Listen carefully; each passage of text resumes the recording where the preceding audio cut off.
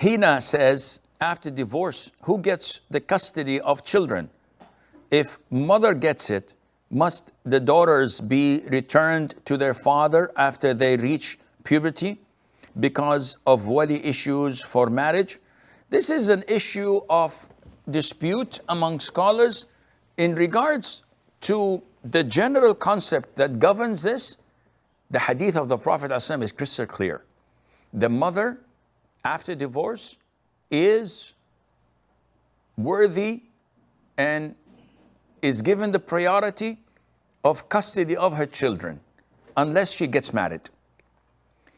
Scholars say that if the boy reaches a certain age, whether 7, 9 or whatever, he's given the choice to choose between his mom and dad. But in the beginning, before that, he's with his mother.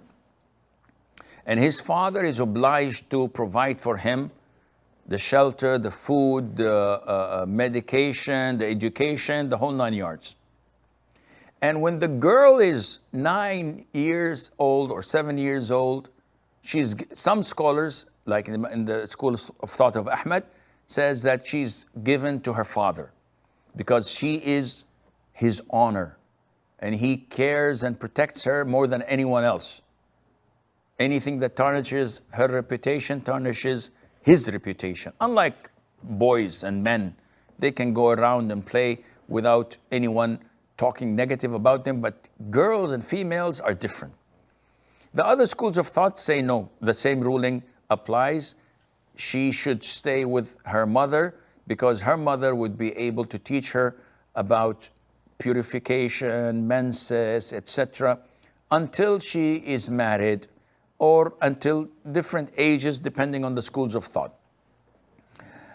But the most authentic opinion is that the custody is awarded to the one who takes care of the child. So yes, by default, a 2-year or 3-year-old must be given to his mom until she remarries. If she doesn't, she keeps him. But if she's not taking care of him, if she's a bad woman or flirting with other men, not praying, not educating him, not teaching him or her how to pray, not feeding him properly, in this case, the child is taken away from her and given to his father in order for him to take care of. And likewise, if the father had the custody of the boy, but he's not taking care of him or not providing for him, he is taken and given to the mother. Once the boy reaches puberty, then the custody is no longer existing. He chooses to live with either one, or he can move out and live alone. He's a boy, he's a man. As for the girl, she cannot live separately. She must be forced to live with her parents. And this is the Islamic ruling. So at the end of the day, it is up to the Muslim judge. He's the one authorized to look at which is the best for the child.